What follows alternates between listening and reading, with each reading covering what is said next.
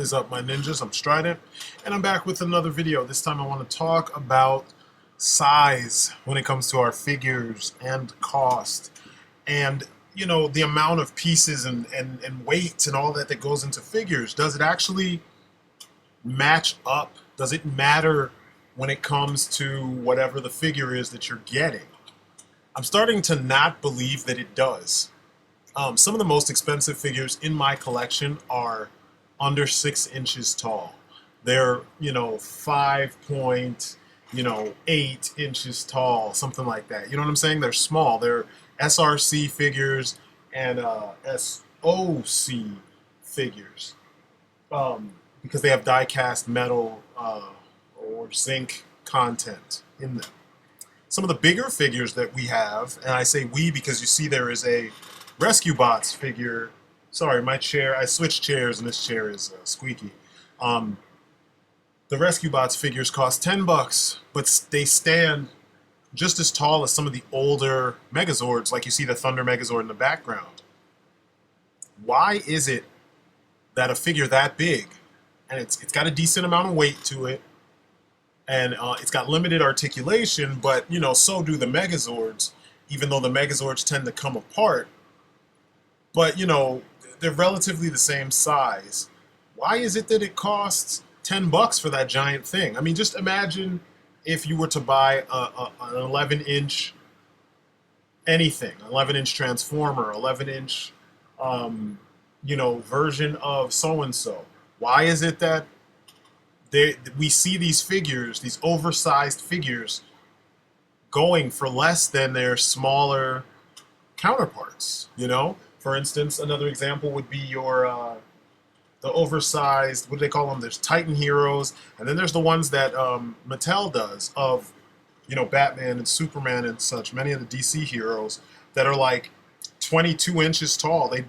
NECA did a Godzilla that was like that. And these figures, actually I think it was another company that did the more recent Godzilla design at like 30-something inches tall and so many inches wide.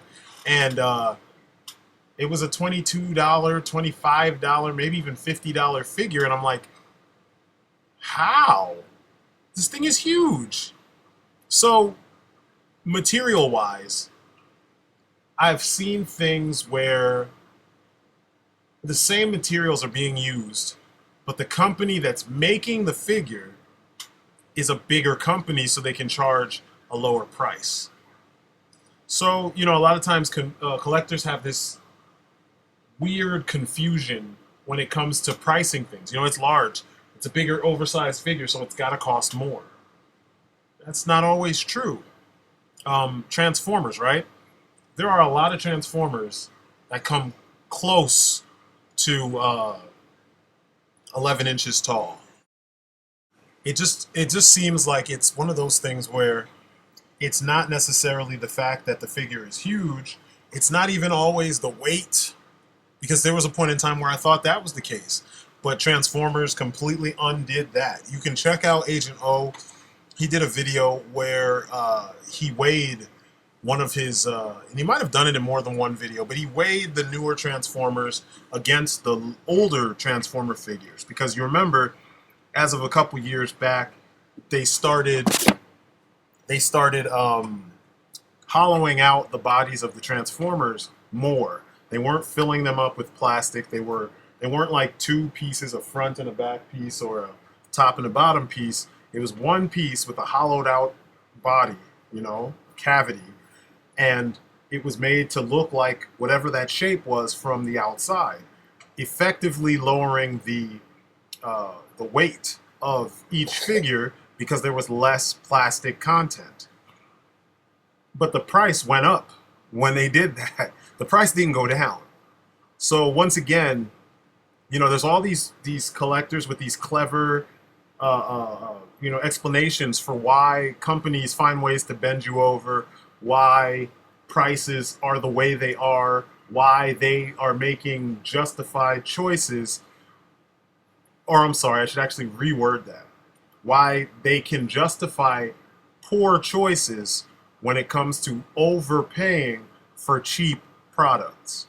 other than, the company's name is what dictates this.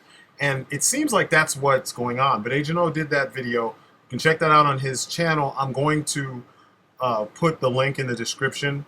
I know a lot of times I say that and then I miss the link somehow. I don't have it in there until later on, but I'll have it in there, and you can look at what he did. He put them on the scale. You could see one from a couple years prior, one from a couple of years later, and the weight was drastically different, but the price was way different, way more expensive today than just I think it was 2 years prior. What I'm noticing with Imaginext, like people will say that the choices that I have in this picture don't count. Okay, fine. Imaginext put out a Megazord that was the size of a small child. We got it, my son got it for Christmas. It literally is like 2.5 feet tall, and my son's 3 feet tall. I couldn't believe it. It's got lights, it's got mechanisms, it's hollow in parts. Most of the parts are hollowed out because it is a playset, but it also has articulation.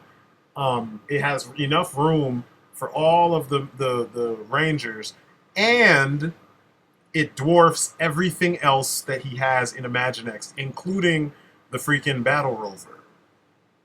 And it cost $59.99 or something like that, $60.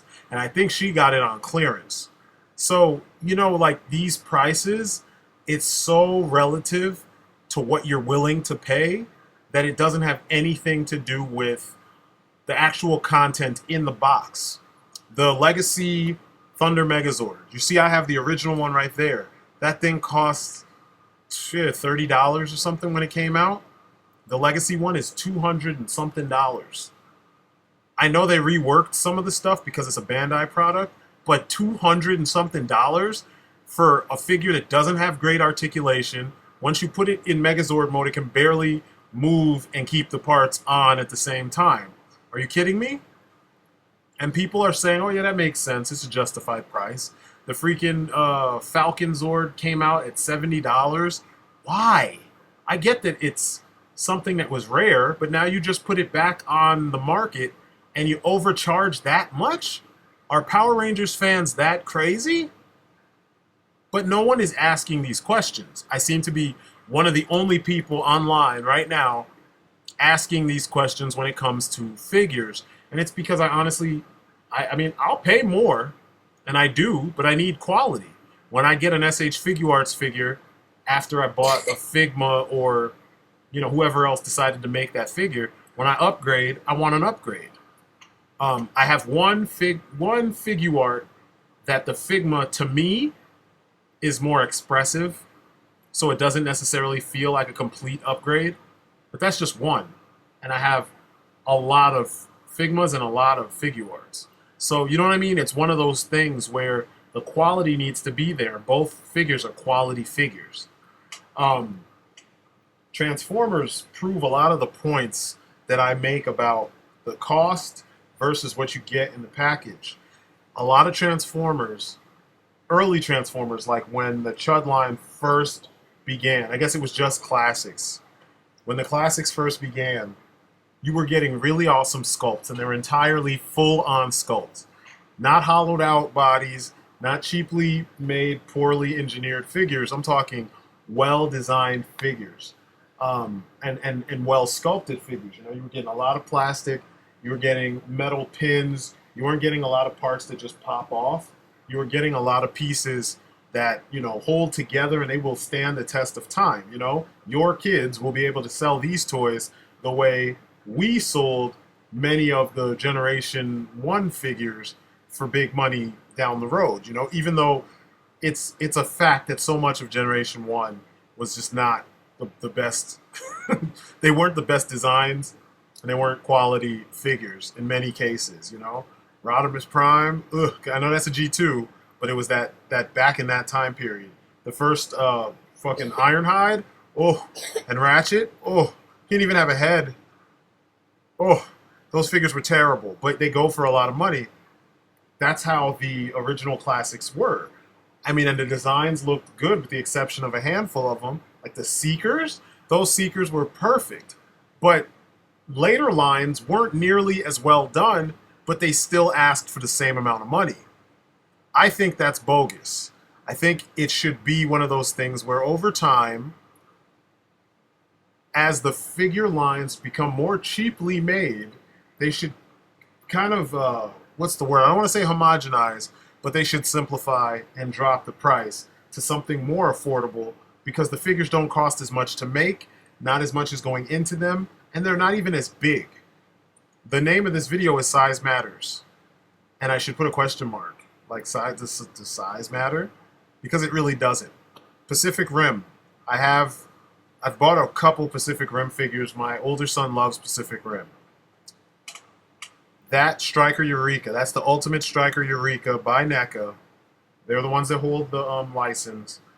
And it was a $20 figure. It's taller than that Super Robot Chokogen figure. And while it doesn't have the die-cast or zinc content, it's still a playable figure. And it still has lots of features. And it's made of fairly durable plastics. That figure down there is the Super Robot Chokogen Mazinger, Great Mazinger. That figure ran me, I think he was on sale, so I got him for $40, but typically he runs about $50, $60. It's a 5-inch figure. I get that a lot of the parts are really small and intricately detailed and such, but they're made out of some of the shittiest plastic. The horns on the side of his head, if you drop that figure, those horns are gone, and you're not going to find them for a while. Because not only are they tiny, but they're brittle. The Pilder, the little ship that goes in the top of his head, it's tiny. If he falls, that thing might pop out, and it's going to be gone. It's weird. I mean, and there's some great engineering. I reviewed this figure, and I love it. Don't get me wrong. But when I compare what I have and the what's the word? The logic behind it, the plausibility of building figures that small, you're going to lose stuff. If you break something and you don't have like model making skills, you're not going to be able to fix it. The choices in which the choices of where they put metal, it's kind of strange because it's in some ways it's better for the figure because having metal feet will definitely keep the center of gravity lower and have them stand properly. But at the same time, if they fall, they're going to fall faster. And if those feet break, you're screwed. it just, you know what I mean? It takes away from the longevity of the figure. But I get it. There's a market for this kind of figure because we've been shown what could be done with those materials. Meanwhile, NECA makes beautiful figures. They make them out of standard ABS. A lot of times, you know, we have QC issues with NECA figures, but in the big picture, the figure could last if you get a good one. Even if it takes a couple dives off of your shelf. Even if, you know, you play with it. For the most part, no matter what you do, it will last. Same thing goes for your rescue bots. Those rescue bots, they're made out of ABS, and I call that this type of ABS. I don't know what the compound is exactly, but or the mixture they use is, but it's somewhat invincible in the sense that, yeah, you could crack it under ridiculous stress, but you can't burn it. The fire will go out before you burn it unless things around it are on fire, and it just happens to be sitting there in that heat. But kids can beat that thing up. They can grab it by the legs and whack stuff with it, and those figures will not break. It takes a lot, but it's a $10 figure. I mean, and it's got nice paint. It's got nice sculpting. I mean, yeah, it's a kid's property, but the quality of the figure is amazing. Titan Heroes, same deal. Very good quality plastic, kind of crappy sculpts, but they last a long time. And if that's the kind of thing you're into, you could have the entire Avengers team and spend like $60. But then a Marvel Legend, you know, it's a little bit better sculpts, much better articulation, but shitty paint, and they're charging you twice the price. Megazords. You can go on eBay and buy some of the older Megazords for cheaper than their brand new legacy counterparts. And all they did was just reuse the mold and, you know, tweak parts of the figure. Things that were problematic in the original, they replaced it and fixed it in the new version, the legacy version. And they're charging you hundreds of dollars more than what the figure was when it was released in retail. I can understand if they boosted the size, if they added lights, if they added, way more accessories, if they actually gave you the kind of articulation that the Soul of Chogokin figures have, those DX figures, the big ones. If they gave you that kind of, playability and that kind of detailing, I'd be like, okay, I see what the price is for. You just took what was a regular retail release and you turned it into a deluxe, collector's item. I get it. But to take the same thing and then you didn't upgrade anything really except for small parts, and now you charge hundreds of dollars, like, nah, I don't see it. So, for me, and I'm a fan of many of these characters because I grew up on Super Sentai, but I can't do that. I mean, there's Megazords being released right now that I could import from Japan for less than what that costs in the store. So I don't get it. It doesn't quite make sense. And I know realistically it all comes down to what the fan base is willing to pay for. It's not a logic equation. It's not a logical concept about how much this costs versus what is actually in the box with the weight and all that stuff. I mean, yeah, there's weight calculations for shipping because they want to make sure they can keep their units in a shippable amount, but they don't really care as much about that kind of stuff in comparison to what will the fan base pay. Because I guarantee you what it costs to get those out there and what you're paying for, it's not even remotely the same. It's not even remotely in the same ballpark. This here is just pretty much, some random thoughts. As I look around the room and as I play with my son, I notice that he has some figures and some vehicles that are huge in comparison to vehicles I have. And I'm thinking to myself, if this was aimed at the collector, the adult collector, the same thing would cost like $500 or $600, like the Battle Rover, the Imaginext Battle Rover. It was $118 when it came out. I bought it for $40. I mean, granted, mine was without its box, but it was complete. If that same thing had G.I. Joe's name on it and was aimed at the adult collector, it would be like $500, and there would be a whole bunch of there'd be groups and groups and groups of collectors, forums full of collectors that would justify paying $500 for essentially a trike that you can play with your toys on. It's as if the logic never comes into play while you're playing or buying these figures as an adult, When we first saw the Battle Rover in the store, my son was like, when this gets cheaper, can you get this for me? And it's not like we don't have money. I mean, we work, we have money, we have enough money so that I can collect too, and we do our other stuff, My wife has the things she likes. She likes to collect some different stuff, music and sometimes containers, fancy old school containers and such. But like, we still have money for, to make sure my son has both sons have stuff they like. And even he realizes that there is a point where sometimes this stuff is a little much and it doesn't fit what you're getting in the package. So, this is just random thoughts, but then some logic added to it. I'm starting to, it's been like this for a long time where I saw issues with certain things and I wanted to say something about it. But, these are just an area where, or a blog where we can start this conversation so people can actually think about this stuff a little bit more. I mean, it's fun to just not think and spend money, but think about what it is you're spending money on and think about, is it worth it? You know what I mean? When you buy a video game system, typically in recent years, all video game systems do more than just play games. So you are getting your money's worth. I mean, and they don't go over $400 unless you're buying some kind of a premium version with other things added to it. How come that's not the same for our toys? And this is a question that many people should be asking themselves. I mean, I've been collecting since I was like ooh, since I was a little kid, but I'll say I really became a collector when I was like 12, 13, when I realized that I wanted to keep these figures for, the long term. And I was like, I want shelves so I can put them out on display. That's about when I turned 13, 14 is when I really was like, fuck what people say about toys. I see the art in this, and I'm an artist, and I enjoy this. You know what I mean? And I want to display this. I'm not ashamed to have all this stuff.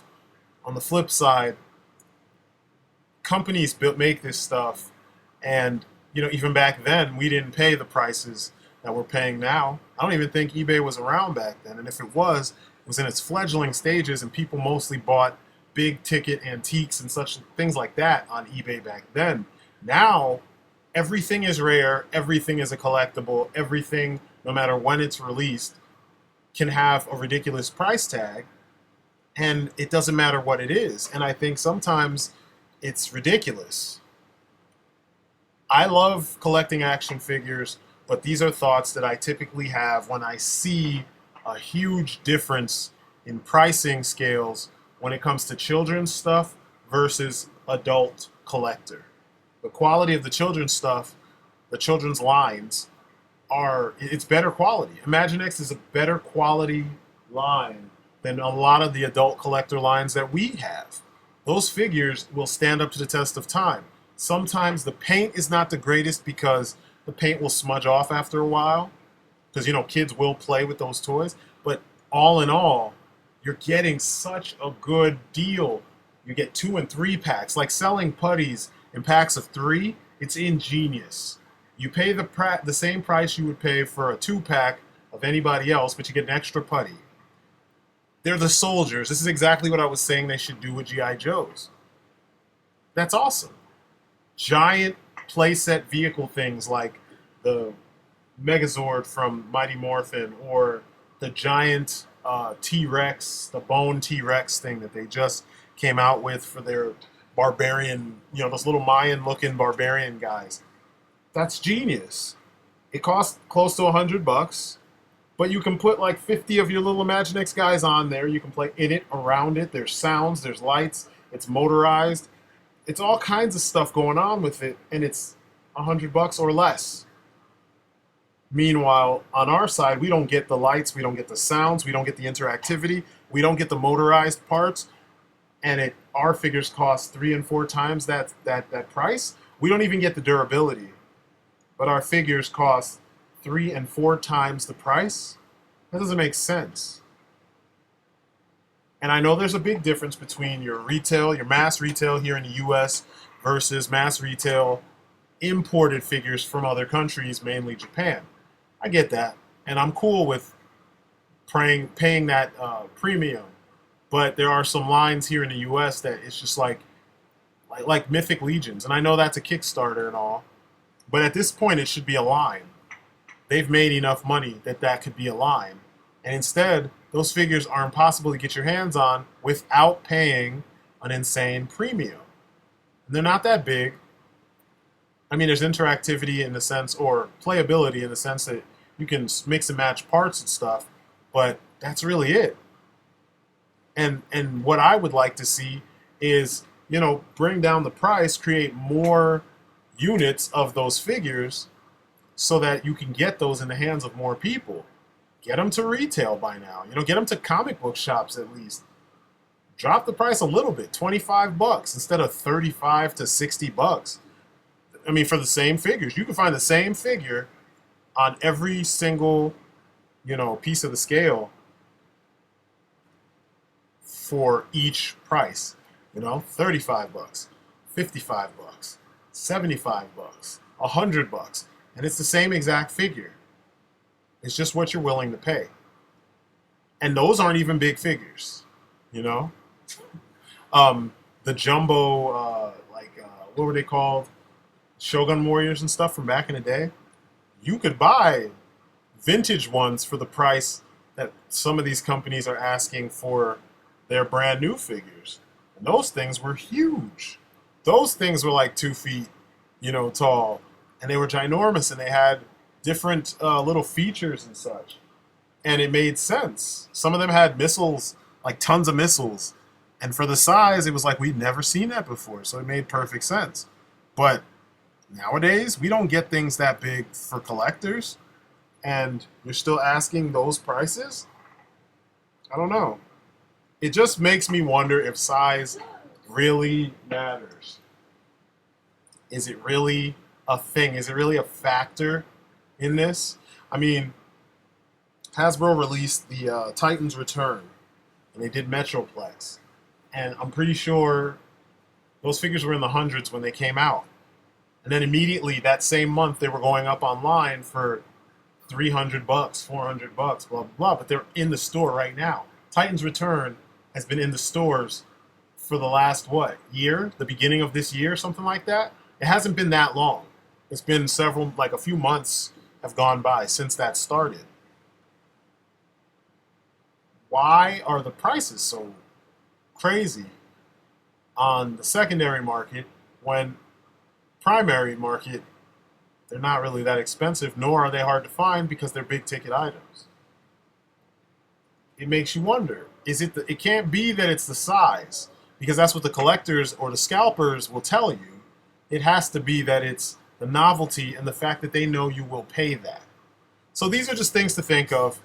I'm not trying to, be a stick in the mud and kill people's enjoyment. If it works for you, you'll buy it, and that's your prerogative. That's how it works for you. But for people like me, I'm getting to a point where I want my money's worth, and I'm starting to feel like that's a rare thing when it comes to collecting, because so many fans just don't give a shit about the quality. They just want the thing, and it's pushed things over the edge. I mean, realistically, a bigger figure should cost more than a smaller figure. It makes sense. More plastic, more paint. You could definitely cram more features into a bigger something. That would make more sense. 12-inch figures should cost more than 3 3/4-inch figures. There should never be an area where those two figures meet. I don't care how rare the figure is.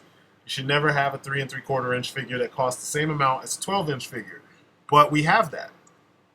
How does that make any sense? And then on the flip side, we have 10 or 11-inch figures that cost the same amount as cheaper 3 3/4-inch, 4-inch figures. How? It's just that the scale's all over the place. So anyway, that's my thoughts. Get at me, be civil. These are things I'm thinking about, and I figured I would share. So anyway, that's my story, and I'm sticking to it. I will get at you guys in the next video. So that's it for me. You've been great. Peace outside.